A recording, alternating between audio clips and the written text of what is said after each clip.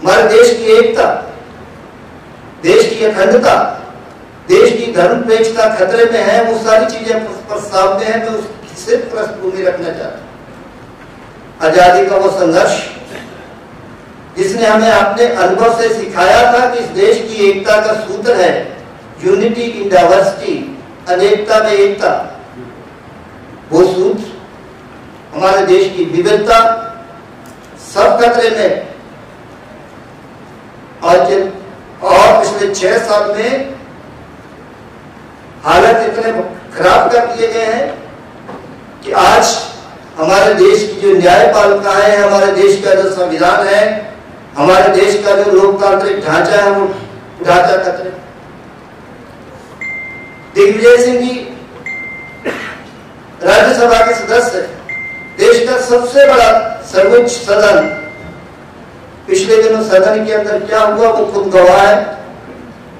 किस तरीके से धक्केशाही से, किस तरीके से सारी लोकतांत्रिक परंपराओं को, संसदीय मान मर्यादाओं को तोड़कर किसान विरोधी बिलों को जबरदस्ती पारित करवा लिया। अभिव्यक्ति की स्वतंत्रता खतरे में, प्रतिरोध की आवाज को दबाने की कोशिश हो रही है। पवन सीताराम येचुरी पर जो जिस तरीके से उनको मुकदमे में लगा शामिल करने की कोशिश की गई, दिल्ली के दंगों की साजिश का हिस्सा बनाकर एक आरोपी बनाने की कोशिश की गई। जब कल हाथरस में जिस तरीके से हुआ राहुल गांधी जी के साथ, ये सब कुछ चीजें हैं, ये सारी चीजों को गिनाया नहीं जा सकता। लेकिन आज जो हमारे देश की विविधता है, मैं वहीं से बात शुरू करना चाहता हूं और राष्ट्रपिता से बात शुरू करना चाहता हूं कि इस हाल के अंदर बहुत सारे लोग बैठे हुए हैं, बहुत सारे लोग मानते हैं कि गांधी जी का जो रास्ता है इस देश का, वही रास्ता देश को आगे ले जा सकता है। हमारे देश का जो सांप्रदायिक सद्भाव है उसी रास्ते पर चल के बचाया जा सकता है। हमारे देश की आर्थिक विकास की जो उनकी अवधारणा, वो अवधारणा हमारे देश जो है कि वो देश को तरक्की के रास्ते पे ले जा सकती है। लेकिन इस हॉल के अंदर बैठे हुए भी बहुत सारे लोग हैं, मैं भी हूं, जिनका गांधी जी के बारे में आलोचनात्मक दृष्टिकोण है। लेकिन आलोचनात्मक दृष्टिकोण होने के बाद भी इस हॉल के अंदर बैठा हुआ एक भी आदमी ऐसा नहीं है जो आजादी के आंदोलन में गांधी जी के योगदान को नकारने का साहस कर सकता है। जो देश की जनता को अंग्रेजों के खिलाफ लामबंद करने में जब गांधी जी की जो योग्यता थी, उनकी जो क्षमता थी, उनका जो नेतृत्व था, उस नेतृत्व से इनकार कर सकता है।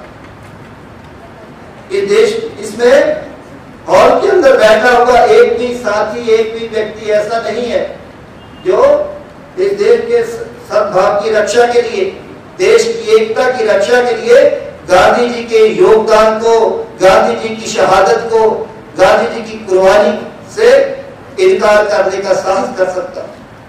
इस हॉल के अंदर एक भी व्यक्ति ऐसा नहीं है जो गौरसे को देशभक्त कहता। लेकिन इसके बाद भी क्या हुआ? इतना बड़ा व्यक्तित्व, वो राष्ट्रपिता है और भाई के वे राष्ट्रपिता नहीं भी होते तो भी वो अपने युग के सबसे महान व्यक्तियों में से एक थे, जिनके व्यक्तित्व को देश की सीमाओं के अंदर भी कैद नहीं किया जा सकता। उनकी 150वीं जयंती मनाई गई, तो चर्चा होनी चाहिए आजादी के आंदोलन में उनके योगदान पर। जयंतियां मनाई गई तो चर्चा होनी चाहिए कि किस तरीके से उन्होंने देश की एकता को एक सूत्र में बांधा, देश की जनता को एक सूत्र में बांधा। ग्राम स्वराज की उनकी कल्पना क्या है, अवधारणा क्या है, वो किस तरीके से देश के भाईचारे को बचाना चाहते हैं, इस बार चर्चा हो। और चर्चा होनी है तो उनकी शहादत पर भी चर्चा हो। शहादत करने वाले कौन थे, उनके पीछे की ताकतें कौन थी, उनकी मंशा क्या थी।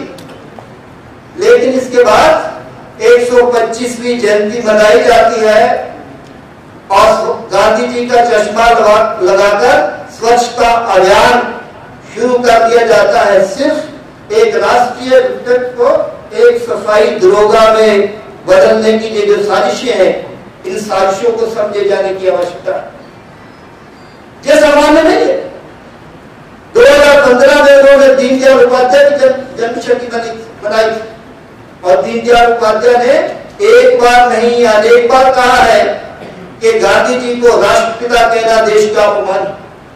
वो गांधी जी के योगदान को मानने के लिए तैयार नहीं है और इसीलिए वो हमारी सारी परंपराओं को, हमारे इतिहास को खत्म कर देना चाहते हैं, क्योंकि वो सच से डरते हैं, वो साझी विरासत से डरते हैं। उनको आजादी के आंदोलन में उनका कोई योगदान नहीं। जब आजादी के आंदोलन की चर्चा होती है तो उनकी चर्चा माफीनामों के लिए, उनकी चर्चा मुखबरियों के लिए, उनकी चर्चा पेंशन, अंग्रेजों से पेंशन पाने के लिए और हमारे देशभक्तों की जासूसी करने के लिए, स्वतंत्रता संग्राम सेनानियों की जासूसी करने के लिए होती। इसलिए वो हमारे इतिहास को बदल देना चाहते और इसलिए वो साक्ष्य केवल महात्मा गांधी तक के व्यक्तित्व को, उनके योगदान को कम करने तक सीमित नहीं है। वो हमारे देश की आजादी के आंदोलन और उसकी परंपराओं को भी खत्म कर देना चाहते हैं। पिछले 5 अगस्त को धारा 370 को खत्म किया गया और पूरे कश्मीर को खुली कैद में तब्दील कर दिया गया। इस बार का 5 अगस्त आया, राम मंदिर का निर्माण हुआ, कि निर्माण की शुरुआत हुई। अब बावजूद इसके कि अदालत ने कहा था कि इसका निर्माण एक गैर राजनीतिक ट्रस्ट की ओर से होना चाहिए, उसके बाद भी मोदी जी पहुंचते हैं। 15 अगस्त के भाषण में भी उसका योगदान, उसका उल्लेख करते हैं। इसके पीछे की मंशा क्या है? पहले भी 5 अगस्त, उसके बाद इस बार भी 5 अगस्त, बार बार 5 अगस्त करके वो आने वाले दिनों में 5 अगस्त के नाम पर ऐसा उन्माद पैदा किया करेंगे कि 5 अगस्त 11 महत्वपूर्ण हो जाएगा और 15 अगस्त का जो महत्व है हमारे देश के, जो स्वतंत्रता संग्राम का, स्वतंत्रता आंदोलन का, स्वाधीनता दिवस का जो महत्व है, उस महत्व को खत्म कर दिया जाएगा। ये उनकी साजिशें, इन साजिशों को समझा जाना चाहिए और इसीलिए हम कहना चाहते हैं कि पिछले प्रस्ताव में बहुत सारी चीजें लिखी, मैं दोहराना नहीं चाहता, लेकिन पिछले 6 साल में जब से वो लोग सत्ता में है, हमारे देश ने बहुत कुछ खोया। हमारे देश की जुडिशरी, हमारे देश का न्यायालय जो आम जनता के न्याय की आस्था का केंद्र हुआ करता था, अब न्यायपालिका की हालत ये हो गई कि न्यायाधीश माननीय लोहिया जी को भी न्याय दिलाने की हिम्मत हमारी न्यायपालिका में नहीं। जैसे लोहिया का केस गुजरात के हाईकोर्ट के अंदर पहुंचता है, एक माननीय न्यायाधीश हाथ जोड़कर मना कर देते हैं कि इस केस की सुनवाई करने का साहस मुझ में नहीं। कहां से कहां पहुंच गई हमारी न्यायपालिका? हालत ये हो गई कि अब न्यायपालिका सिर्फ निर्णय देती है, हम उनसे न्याय क्यों नहीं उम्मीद नहीं कर सकते। यही हुआ बाबरी मस्जिद के मामले में।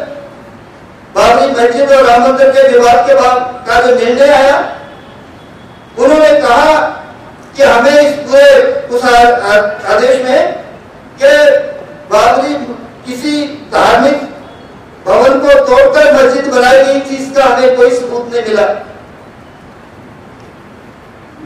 बाबरी मस्जिद का तोड़ा जाना अपराध था, अपराधियों को सजा दी जानी चाहिए, लेकिन उसके बाद जो है कि जो वो जमीन है वो जमीन मंदिर को दे दी जानी चाहिए। और उसके बाद अभी एक फैसला आया है बाबरी मस्जिद को तोड़े जाने का, जिसको सुप्रीम कोर्ट ने कहा था कि बाबरी मस्जिद को तोड़ा जाना अपराध है, वो जो उस बाबरी मस्जिद को तोड़े जाने के संबंध में फैसला आया है तो उसने कहा है कि इसमें कोई अपराधी नहीं है, कोई दोषी नहीं। हमारी न्यायपालिका खतरे में है और ये हालत है। और इसीलिए हम कहना चाहते हैं कि आज हमारे देश को, हमारे देश की असमत को हमारी आंखों के सामने लूटा जा रहा है। जो हमारे शहीदों ने हमारे देश की जो कल्पना की थी, अब उनकी कल्पनाओं के देश को हमारे सामने खत्म करने की कोशिश हो रही। भगत सिंह ने क्या कहा था? भगत सिंह ने इस देश की धर्मनिरपेक्षता की रक्षा करते हुए के पक्ष में बोलते हुए, लिखते हुए कहा था कि अगर कोई सिख गुरुद्वारे में जाकर राज करेगा, खालसा गाए और बाहर आकर पंचायती राज की बात करे तो ये दोहरी व्यवस्था है, ये नहीं चलेगी। अगर पंचायती राज होगा तो खालसा राज नहीं करेगा, पंच ही राज करेंगे, पंचायती राज करेगी। इसे पंचायत को ही राज करने का हक। महात्मा गांधी जी ने कहा था, राष्ट्रपिता ने कहा कि अगर इस देश को 100% लोग एक ही धर्म के मानने वाले अगर हो तो भी इस देश का जो स्वरूप है वो धर्मनिरपेक्ष स्वरूप होना चाहिए। 1857 के युद्ध के बारे में हमारे साथी, इतिहास के बारे में साथी जानते। रानी लक्ष्मीबाई के तोपची हुआ करते थे गुलाम गौस। जब युद्ध शुरू हुआ, झांसी के किले पर गोले अंग्रेजों की तरफ से तोपें बरसाई जा रही थी, बम बरसाए जा रहे थे, उनका जवाब दे रहे थे गुलाम गौस। अचानक गुलाम गौस ने बम तोप चलाना बंद कर दिया। रानी झांसी को चिंता हुई, उन्होंने आके गुलाम गौस से पूछा कि क्या है, क्या आपके पास बम है तो आपकी तोप खराब हो गई, क्या आपके पास बम खत्म हो गए, क्या है बताइए कि बारूद खत्म हो गया, उसकी व्यवस्था की जाए। उन्होंने कहा कि मेरे पास सब कुछ है लेकिन मैं धर्म संकट में हूं। रानी ने पूछा कि बताओ क्या संकट है। उन्होंने कहा कि आगे जो सामने हनुमान जी का मंदिर बना हुआ किले के सामने, दुश्मन उस किले के उस मंदिर के पीछे से वार कर रहा है, अगर मैं बम फेंकूंगा तो हनुमान जी का मंदिर टूट जाएगा।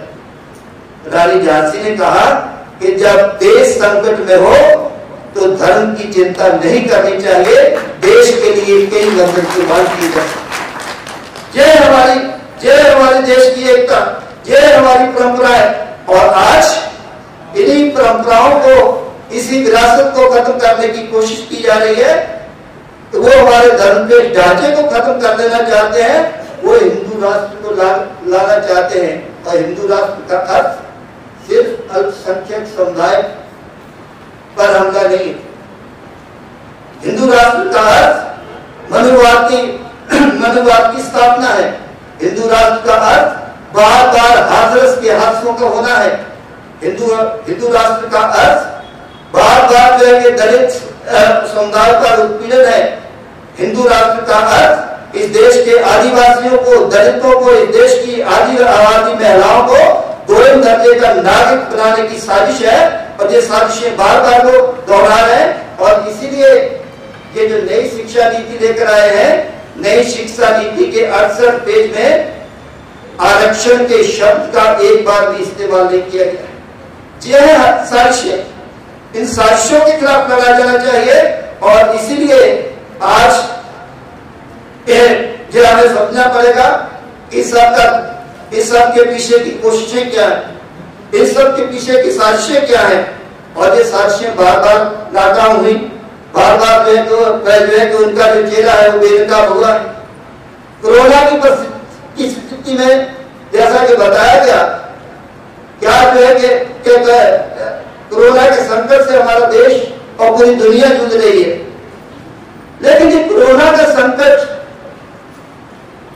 प्राकृतिक संकट नहीं है। कम से कम हम कह सकते हैं कि हमारे देश पर तो थोपा गया संकट, हमारे प्रदेश पर तो थोपा गया संकट। दिसंबर के महीने में जब पूरी दुनिया के दूसरे हिस्सों के अंदर कोरोना के मरीज निकल आए, तब अगर हमारे देश की सरकार चाहती तो हमारे देश को कोरोना से बचा सकती थी। ऐसे बहुत सारे देश हैं जहां पर कोरोना अपने पांव नहीं धर पाया, हमारे देश में भी ऐसा हो सकता था अगर जो है कि हमारे हवाई अड्डों को सील कर दिया जाता।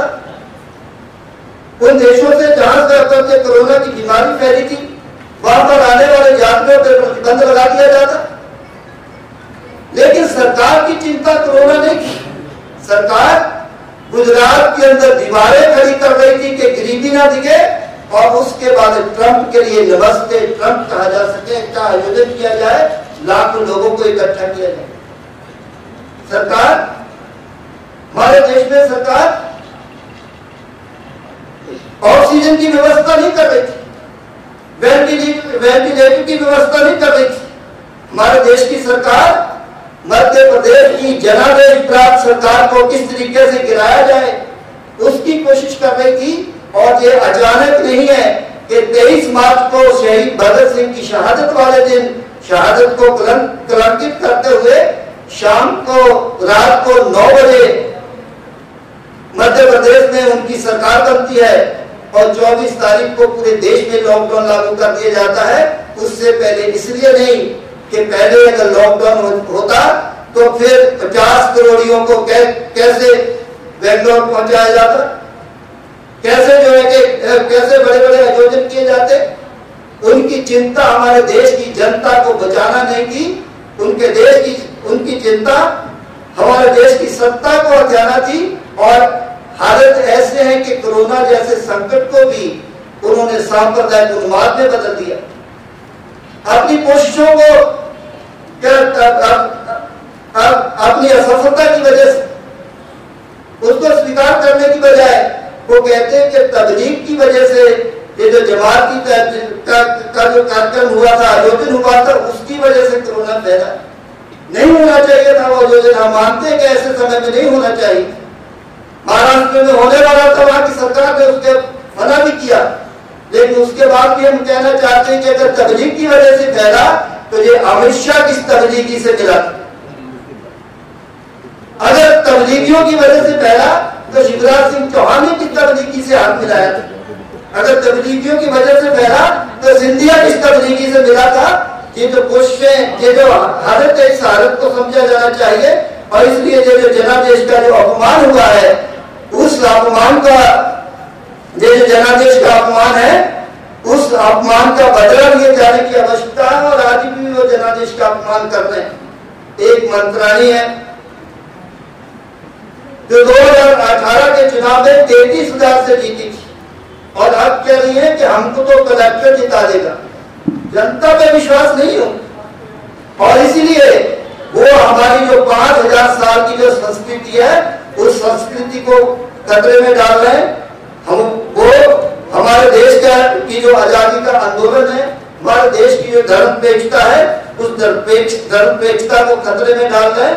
और ये जो लड़ाई है, इस लड़ाई को लड़ना है, इस लड़ाई को मिलकर लड़ना है। और हमारे देश की आजादी का इतिहास बताता है कि इस लड़ाई को कैसे लड़ा जाना चाहिए। मैं अपनी बात को खत्म करना चाहता हूँ, लेकिन 23 मार्च को शहीद भगत सिंह को फांसी हुई थी।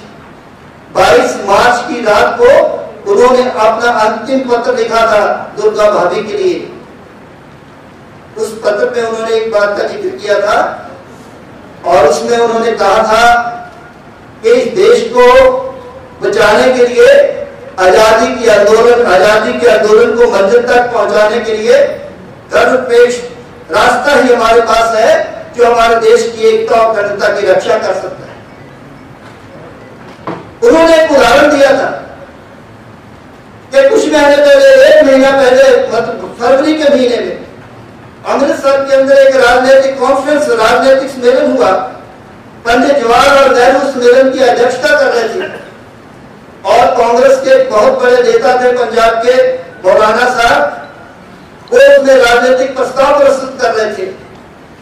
और राजनीतिक प्रस्ताव प्रस्तुत करते हुए मौलाना साहब ने 3 बार कह दिया। पहला वाक्य बोले कि अल्लाह के रहमो करम पर, 2-3 वाक्य और बोले, उसके बाद फिर कह दिया कि अल्लाह के रहमो करम पर, तीसरी बार फिर कह दिया कुछ वाक्य बोलने के बाद कि अल्लाह के रहमो करम पर। जब तीसरी बार बोले तो पंडित जवाहरलाल नेहरू ने खड़े होकर कहा कि जहां पर राजनीतिक सम्मेलन में आए हैं तो अल्लाह को घर पे रख कर आइए। अगर तुम अल्लाह के पैरोकार हो तो मैं धर्मनिरपेक्षता का पैरोकार हूं। यही रास्ता है पंडित जवाहरलाल नेहरू का, जिस रास्ते पर चलकर हम इस देश की धर्मनिरपेक्षता को बचा सकते। और अचानक नहीं है क्या आज पंडित जवाहरलाल नेहरू की सबसे ज्यादा आवश्यकता है। अगर 70 साल के बाद भी अगर देश एक है तो इसलिए कि उसकी बुनियाद पंडित जवाहरलाल नेहरू ने एक वैज्ञानिक दृष्टिकोण से रखी। और आज पिछले 6 साल से पंडित जवाहरलाल नेहरू की बुनाई बुनियाद पर सबसे ज्यादा हमले हो रहे हैं। और इसलिए उनकी मृत्यु के 56 साल बाद भी आज पंडित जवाहरलाल नेहरू उनके सबसे ज्यादा निशाने पर है। और इसलिए हम कहना चाहते हैं कि पंडित जवाहरलाल नेहरू को के रास्ते पर ही चला जाना चाहिए। और वही रास्ता है जो आजादी के जो हमारे देश की एकता को बचा सकता है, जो हमारे जो शहीदों के अरमान हैं और जो हमारे पूर्वजों ने जैसा देश हमको सौंपा है उस देश को और बेहतर बनाकर हम अपने आने वाली जो पीढ़ी है उस आने वाली पीढ़ी को सौंप सकते हैं। और उसके लिए छोटे मोटे जो भटकाव है उन भटकावों से दूर आना पड़ेगा। 5 अगस्त की साजिशों को हम सब समझते हैं, लेकिन उसके बाद भी अगर 5 अगस्त को कमलनाथ जी अपने घर पे दिए जलाए तो हमें कोई आपत्ति नहीं। पंडित जवाहरलाल नेहरू की कांग्रेस के कार्यालय पर अगर दिए जलते हैं तो ये हमारे साथ नहीं, पंडित जवाहरलाल नेहरू के व्यक्तित्व पर भी ठेस पहुंचती है। हमें देश की एकता और अखंडता को बचाने के लिए ये प्रस्ताव आपके बीच में प्रस्तुत करते हुए मैं कहना चाहता हूँ कि इसके 4 आह्वान है। पहला आह्वान तो यह है कि इसके बाद हमारी जो 5000 साल की जो परंपरा है उसको बचाने के लिए हमें अपने पूरे प्रदेश में जनता को लामबंद करना है। हमें जनता को एकजुट करना है और जितनी धर्मनिरपेक्ष ताकतें हैं उनको एकजुट करना है। और दूसरा, ये जो जनादेश का अपमान करने वाली जो ताकतें हैं जिन्होंने जनादेश का अपमान किया है, जनादेश को पलट कर जो सत्ता में आई है, ऐसी सांप्रदायिक अवसरवादी ताकतों को हराना है ताकि देश के अंदर जो है कि धर्मनिरपेक्षता की रक्षा की जाए, जनतंत्र की रक्षा की जाए। और ये जो लड़ाई आज से शुरू होने वाली है इस लड़ाई को आगे बढ़ाया जा सके, इसी विश्वास के साथ कि आप सब लोग इसके बाद इस प्रस्ताव की जो भावना है उस भावना को समझेंगे और इसके आधार पर जनता को लामबंद करने की कोशिश करेंगे। मैं अपनी बात खत्म करता हूँ।